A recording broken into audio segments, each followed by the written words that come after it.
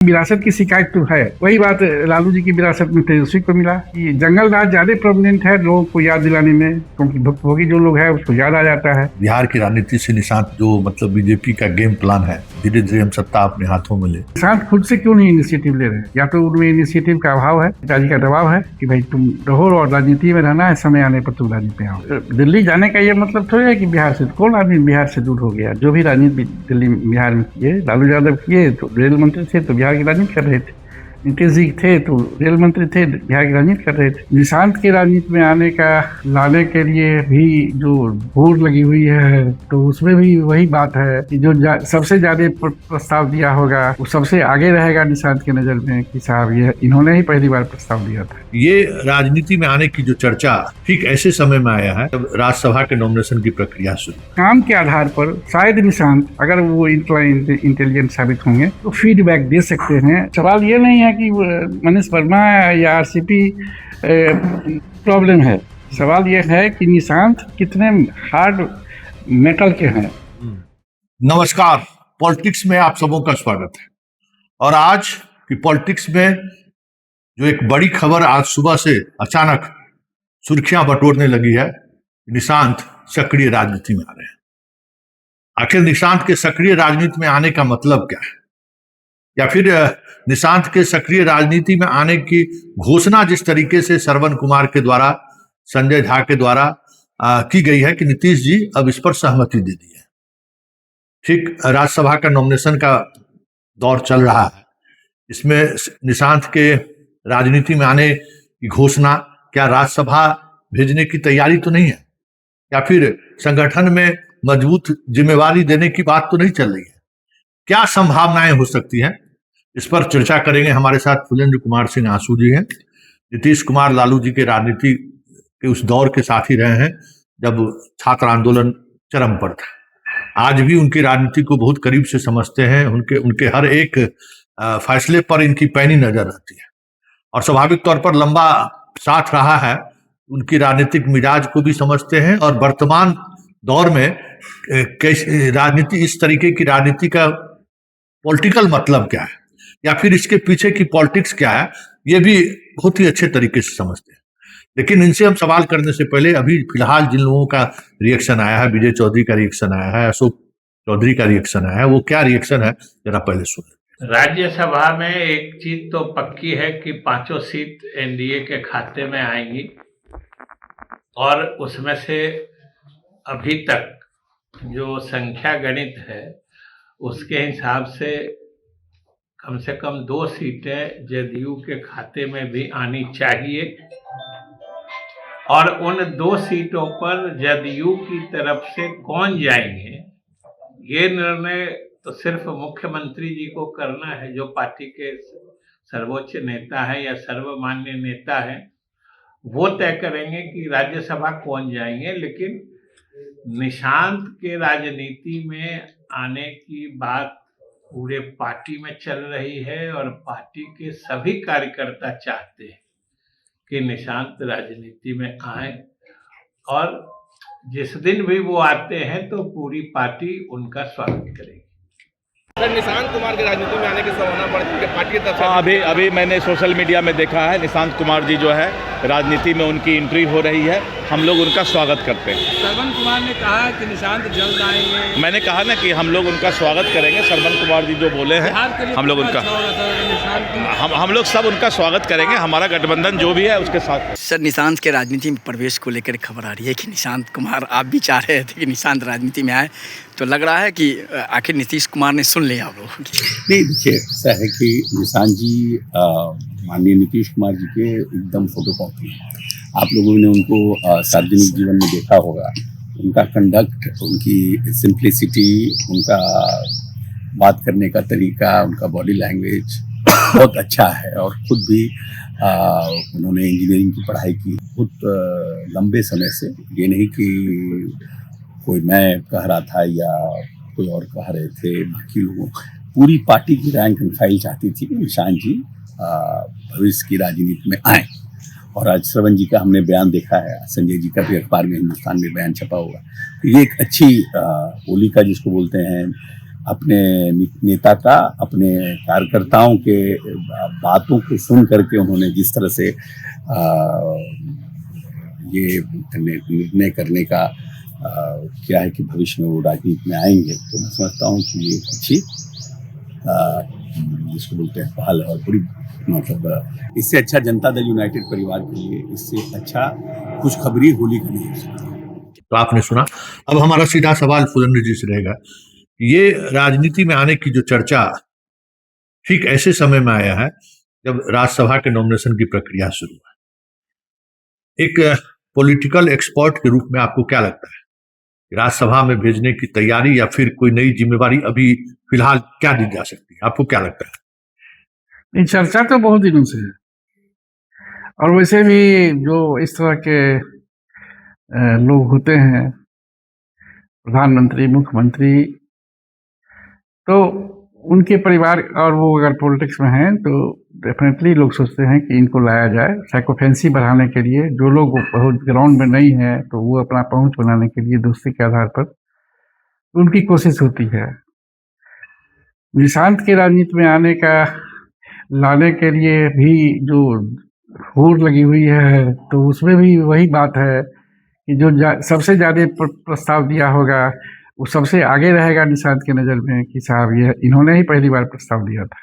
तो ये होड़ राष्ट्रीय स्तर से, स्टेट के स्तर से और क्षेत्र गांव के स्तर पर ये सब स्वाभाविक है कि वो साइकोफेंसी है। लेकिन हम आज 1 साल से हम आपको बता रहे थे कि निशांत को आना चाहिए। आप भी उसके पक्षधर हैं। हाँ, निशांत को राजनीति में आना चाहिए, किस हैसियत में आना चाहिए इस पर तो पार्टी फैसला करती है, लेकिन आना चाहिए क्योंकि टेक्नोक्रेट है, इंजीनियर है। नीतीश कुमार भी इतने कामयाब विकास पुरुष के रूप में माने जा रहे हैं, इसमें कोई शक नहीं है। काम भी किया है। अभी हम सहरसा मधेपुरा गए थे तो लगता है कि हम 6 साल जहाँ रहे थे वहाँ का पूरा सड़क सिस्टम बदला हुआ है और हमको समझ में नहीं आ रहा। तो फिर ये एक टेक्नोक्रेट को क्यों घर में बिठाए हुए हैं नीतीश जी, ये हमारे समझ में नहीं आ रहा। या तो चले जाते विदेश कहीं जॉब वॉब करते अपना कुछ करके, जैसे और नेता पुत्र लोग करते हैं, आते। जब नीतीश जी फाइनली चले जाते तो राजनीति संभालते। लेकिन घर में बिठा क्या कर रहे हैं? कोई एनजीओ नहीं चला रहे हैं, कोई कंपनी नहीं चला रहे हैं। तो इसलिए नहीं चला रहे हैं कि नीतीश जी को अपने इमेज की चिंता है कि एनजीओ को लेके उन पर हमला होगा। तो क्या कर रहे हैं, ये मेरे मन में सवाल था ही कि भाई आखिर क्यों कर रहे हैं ऐसा, ठीक नहीं कर रहे हैं। और निशांत खुद से क्यों नहीं इनिशिएटिव ले रहे हैं? या तो उनमें इनिशिएटिव का अभाव है कि हम खुद से ये काम करें, या फिर पिताजी का दबाव है कि भाई तुम रहो और राजनीति में रहना है, समय आने पर तुम राजनीति में आओ। ये 2 बातें हैं।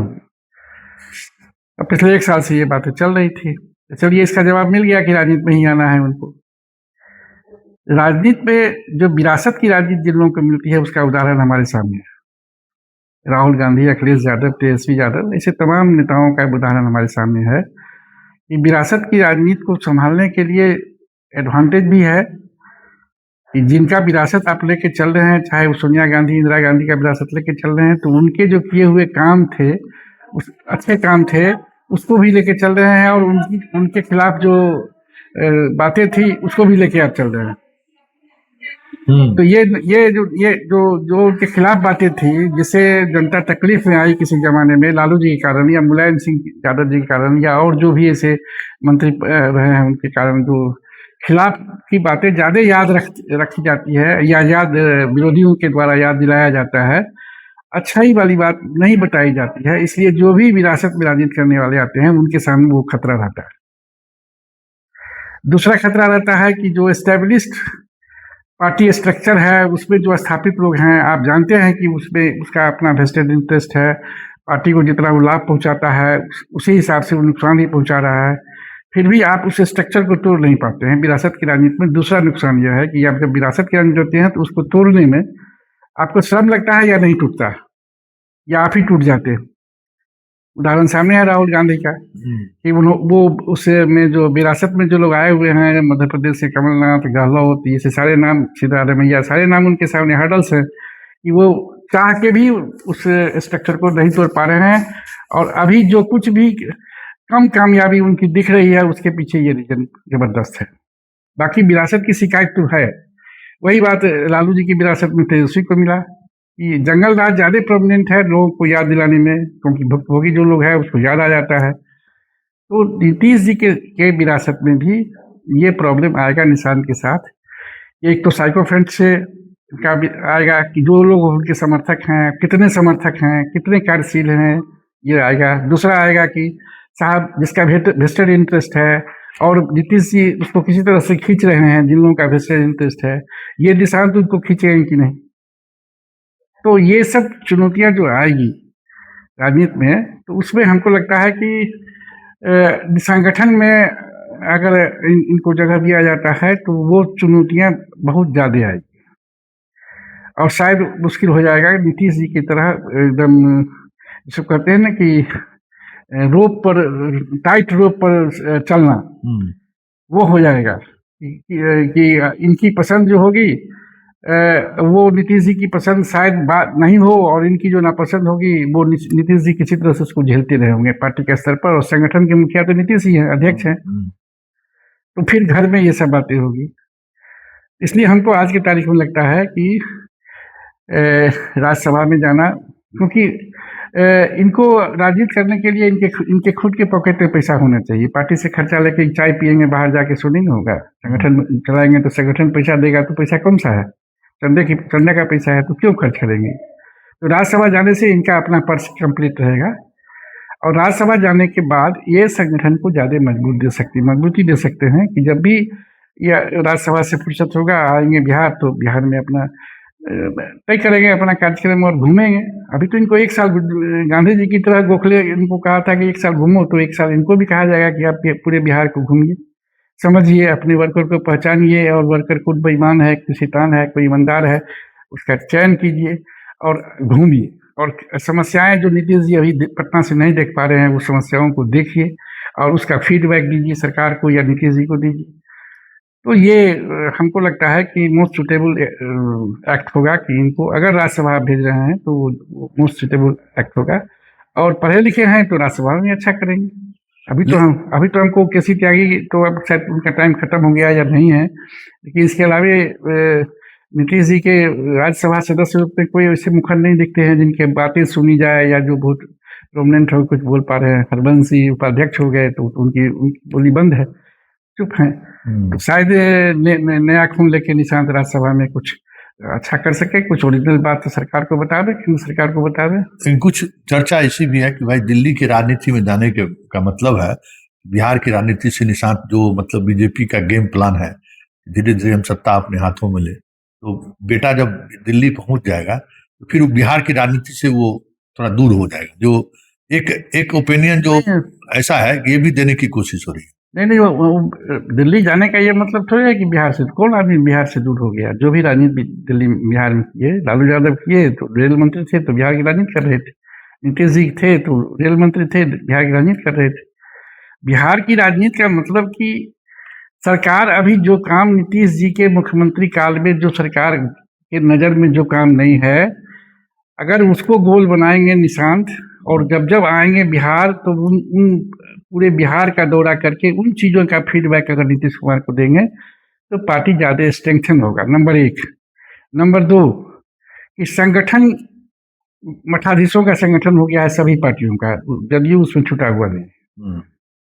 मठाधीश का मतलब कि साहब जो नेता आते हैं उनकी ये 10 गाड़ी 50 गाड़ी हम जुटा दिए, बाकी एनजीओ करके अपना हम खाना पीने का व्यवस्था करते रहे। ये हमने ग्राउंड स्तर पर, रोसड़ा के स्तर पर हमने देखा है कि सभी पार्टी में सभी संगठन के जो प्रधान हैं या उसके वर्कर हैं, उसका कोई गांव समाज से मतलब नहीं है, सब सरकार के भरोसे है, नीतीश जी के भरोसे है या कोई मोदी जी के भरोसे है, उसका अपना कोई भरोसा नहीं है। जो हमारा अपना भी कंस्टिट्यूंसी एक होनी चाहिए।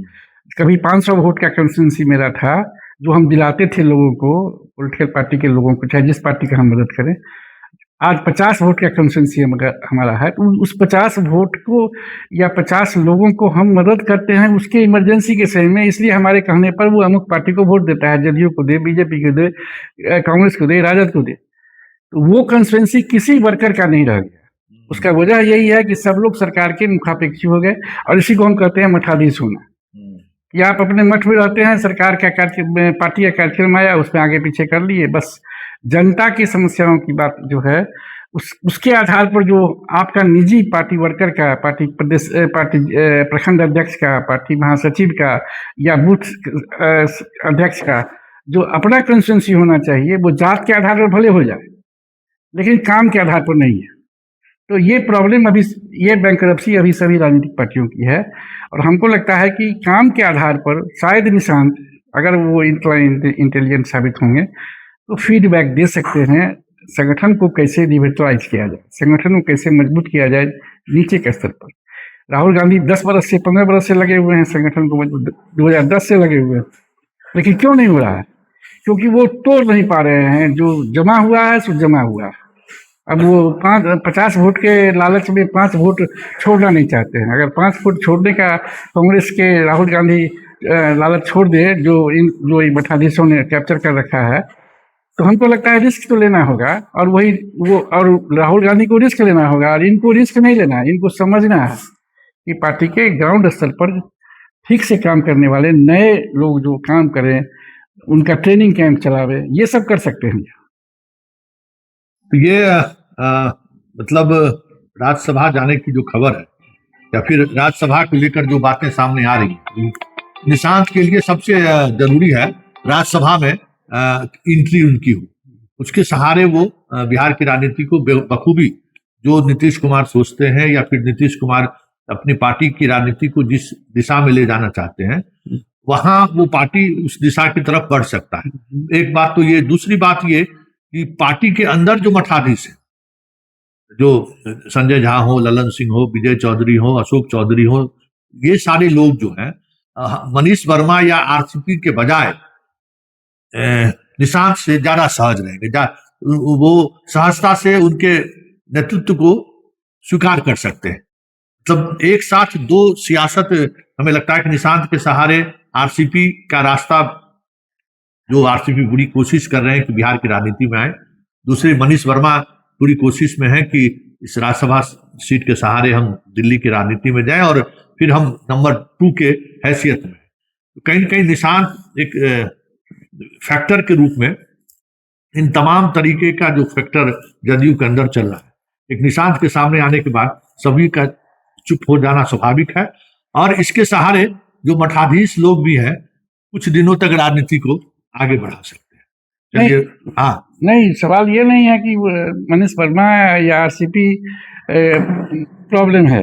सवाल ये है कि निशांत कितने हार्ड मेटल के हैं। तो ज्यादा निशांत प्रॉब्लमेटिक हो जाएंगे इन लोगों के, इसलिए प्रॉब्लम वो लोग भी हैं और प्रॉब्लम निशांत भी होंगे। अभी तत्काल के लिए उनको लग रहा है रिलीफ मिल जाए, और तो तत्काल के लिए लग जाए कि शायद नेता हमसे खुश हो जाए कि हम भी यही चाहते थे जो निशांत आवे राजनीति में। लेकिन प्रॉब्लम तो ये भी होंगे, क्योंकि अगर ये इनमें कोई मटेरियल होगा, राजनीतिक मटेरियल होगा, तो ये सब लोगों के लिए वो प्रॉब्लम हो जाएंगे। क्योंकि मटेरियल अगर नहीं है, अब लाइक दैट की साहब विरासत की राजनीति कर रहे हैं, तो कुछ न कुछ मंत्री संतरी बनते ही रहेंगे, राज्यसभा बनते ही रहेंगे। ये सब रामनाथ ठाकुर टाइप के बनते रहेंगे, पारस टाइप के बनते रहेंगे, ये सब बनते रहेंगे। आप इनको रामविलास और नीतीश और लालू बनना है, तो फिर आपको अपना मटेरियल देना है, और अपना मटेरियल के हिसाब से लोगों को प्रवेश करना है, तब आपका जगह बढ़िया बन सकता है। चलिए, तो फिलहाल पॉलिटिक्स में इतना ही, इजाजत दीजिए, नमस्कार।